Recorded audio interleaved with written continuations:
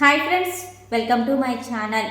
కార్తీక్ జోష్న మాటలు విని దీపే ఇంటి వారసురాలు అని తెలుసుకుని జోష్న చెంప పగలగొట్టిన పారిజాతం. అదేంటి, నిజంగానే దీప ఇంటి వారసురాలు అని కార్తీక్ జోష్న మాటల ద్వారా పారిజాతం తెలుసుకుందా? అలా తెలుసుకుని జోష్న చెంప పగలగొట్టడమేంటి, అసలు ఇదంతా ఎలా జరగబోతుంది అనేది ఈ వీడియోలో తెలుసుకుందాం. మీరు ఇప్పటి వరకు నా వీడియోని లైక్ చేయకపోతే లైక్ చేయండి, ఛానల్ని అయితే తప్పకుండా సబ్స్క్రైబ్ చేసుకోండి. హాస్పిటల్లో ఉన్న దీప అయితే స్పృహలోకి వస్తుంది.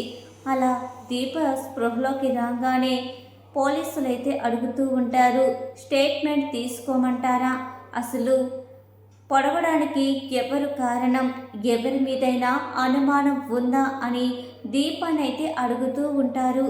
అప్పుడే డాక్టర్ అయితే పేషెంట్ని ఎక్కువగా ఇబ్బంది పెట్టకండి అని చెప్తుంది. వెంటనే పోలీస్ అయితే 5 నిమిషాల్లో నేను స్టేట్మెంట్ తీసుకుని వెళ్ళిపోతాను మేడం, నా వల్ల ఏ ఇబ్బంది రాదు అని చెప్పి పోలీసులైతే దీపని అడుగుతూ ఉంటారు. మిమ్మల్ని పొడవడానికి ఎవరైనా కారణం ఉన్నారా, ఎవరి మీదైనా మీకు అనుమానం ఉందా అని అడుగుతూ ఉంటారు. కానీ దీప జోష్న పేరు ఎక్కడ చెబితే తను సమస్యల్లో పడుతుందేమో అని జోష్న పేరు చెప్పదు. నాకు శత్రువులు ఎవ్వరూ లేరు, నన్నందరూ కూడా బాగా చూసుకుంటారు అని దీప అయితే చెబుతుంది. అలా చెబుతూనే స్పృహ కోల్పోతుంది.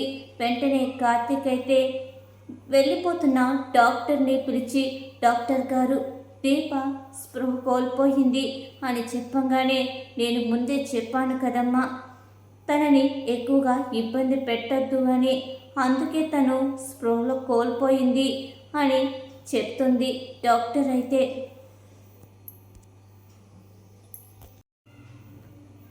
కార్తీక్ బయటకు వచ్చి కాంచన అనసూయలతో దీప కళ్ళు తెరిచింది అని చెప్పి సంతోషపడిపోతూ ఉంటాడు.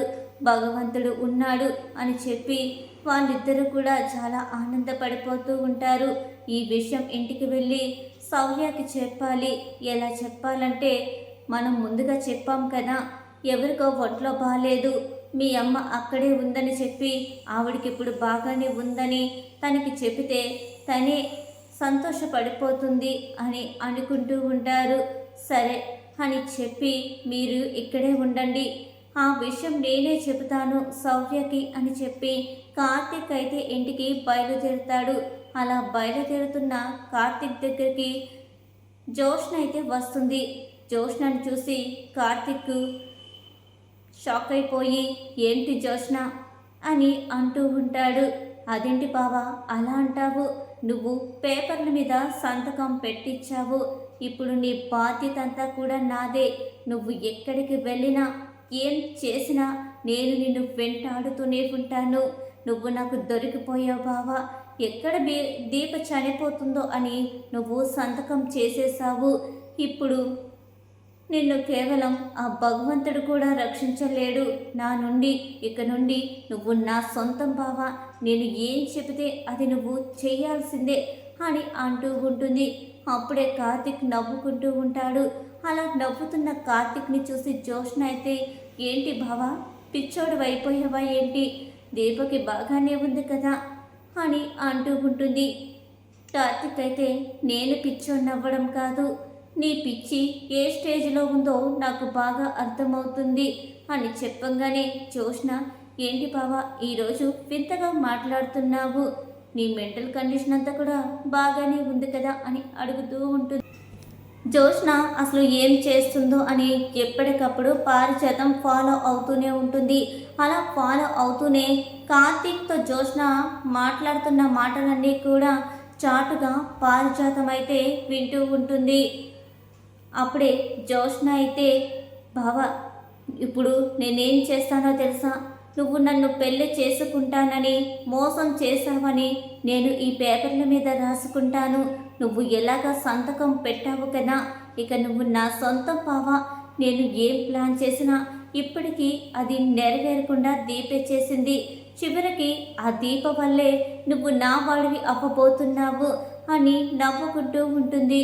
అలా నవ్వుతున్న జోష్న చూసి ఇక చాలు ఆపు జోష్న, బాగా నవ్వుకో, ఎంత నవ్వుకుంటావో, నీ గుట్టంతా కూడా నాకు తెలిసిపోయింది. అసలు ఆ ఇంటి వారసురాలు దీపి అన్న సంగతి నాకు ఎప్పుడో తెలుసు అని చెప్పంగానే జోష్న ఒక్కసారిగా షాక్ అయిపోతుంది. ఏంటి దీప ఇంటి వారసురాలేంటి, ఏంటి ఇంకో ప్లాన్ చేస్తున్నావా బావా అని ఏమీ తెలియనట్టుగా మాట్లాడుతూ ఉంటుంది. అప్పుడే కార్తీక్, దీపే ఆ ఇంటి వారసురాలన్న సంగతి నాకు బాగా తెలుసు, నువ్వు దాసు మావయ్య వాళ్ళ కూతురు అని కూడా నాకు బాగా తెలుసు, నిజాలన్నీ తెలిసే నువ్వు దీపని ఆస్తి కోసం చంపాలని అనుకుంటున్నావు, కానీ దీప మాత్రం నువ్వు ఎప్పుడు బాగుండాలి అని చెప్పి పోలీసులకి నీ పేరు నేను ఎక్కడ ఇస్తాను అని అనుకుంటూ ఇవ్వద్దు, జోష్న గురించి ఏం చెప్పొద్దు అని అంది అని చెప్తూ ఉంటాడు కార్తీక్. అలా కార్తీక్ మాటలకి జోష్న అయితే దీపే ఆ ఇంటి వారసురాలు, నిజమే బావా, నిజాన్ని నువ్వు తొందరగానే కనుక్కున్నావు, కానీ ఎవరు నమ్ముతారు, నువ్వు వెళ్ళి తాతకు చెప్తే తాత నమ్ముతాడనుకుంటున్నావా, ఎవ్వరూ నమ్మరు నీ మాట, నేను ఏది చెప్తే అదే అందరూ నమ్ముతారు అని జోష్న అంటూ ఉంటుంది. నమ్మకపోవచ్చు, కానీ సాక్ష్యాలు రుజువులు చూపిస్తే ఖచ్చితంగా నమ్మించగలం కదా అని చెప్పగానే జోష్న అయితే షాక్ అయిపోతుంది.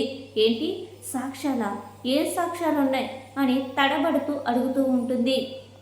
అప్పుడే కార్తీక్ అయితే సాక్ష్యాలన్నీ చేరవలసిన చోటుకే చేరుస్తాను, ఎక్కడ ఏది రుజువు చేయాలో అదే రుజువు చేస్తాను, ఎవరిని ఎక్కడికి పంపించాలో అక్కడికే పంపిస్తాను, నీకు చేతనైంది చేసుకో, ఏం పిచ్చి గీతలు గీసుకుంటావో గీసుకో, ఈ పేపర్లు నన్నేమీ చెయ్యలేవు అని కార్తీక్ జోష్నకి షాక్ ఇచ్చి అక్కడ నుండి వెళ్ళిపోతాడు.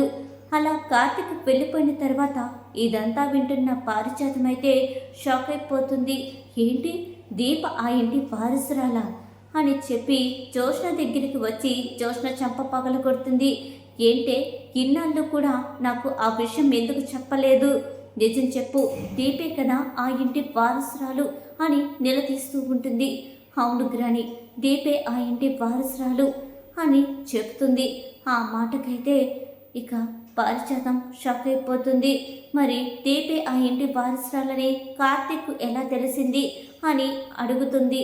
వెంటనే జోష్న అయితే నీ కొడుకు చెప్పుంటాడు, వాడిని చంపేయాలని చూశాను, చివరికి వాడి గతం గుర్తు తెచ్చుకుని వాడు బావకి నిజం చెప్పేసినట్టున్నాడు అని చెప్పంగానే ఒక్కసారిగా పారిజాతం జోష్న నోటిలో నుండి నిజం రావడంతో ఏంటి నా కొడుకుని చంపాలని చూసింది నువ్వా, నిజం చెప్పు, దశరథుని చంపడంలో కూడా నీ హస్తం తప్పకుండా ఉండే ఉంటుంది అని అడుగుతూ ఉంటుంది.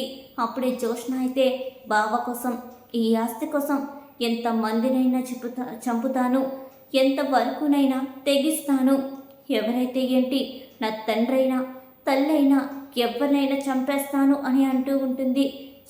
ఇన్నాళ్ళు నువ్వు మనకరాలవని నువ్వు ఏ చెడ్డ పనులు చేసినా వెనకేసుకుని వస్తున్నాను, చివరికి నీ నాన్నని చంపాలని చూసావు కదా, ఇంత దుర్మార్గురాలవా అని చెప్పి జోష్న చంపలు వాయించి అక్కడ నుండి పారిజాతం వెళ్ళిపోతుంది. ఇక మీదట నీతో నేను ఉండను, నా కొడుకే నాకు ముఖ్యం, నీ గుట్టంతా కూడా బయట పెట్టేస్తాను అని చెప్పి జోష్నకి షాక్ ఇస్తుంది.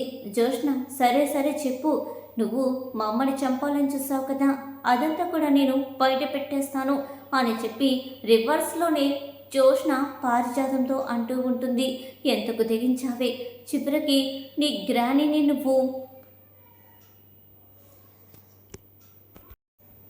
బ్లాక్మెయిల్ చేస్తున్నావా, నీలాంటిది నాకు మనపరాలయ్యిందా అని అనుకుంటూనే అక్కడి నుండి వెళ్ళిపోతుంది. ఇక జోష్న అయితే కార్తీక్ బారి నుండి ఏ విధంగా తప్పించుకోవాలా అని ఆలోచిస్తూ ఉంటుంది.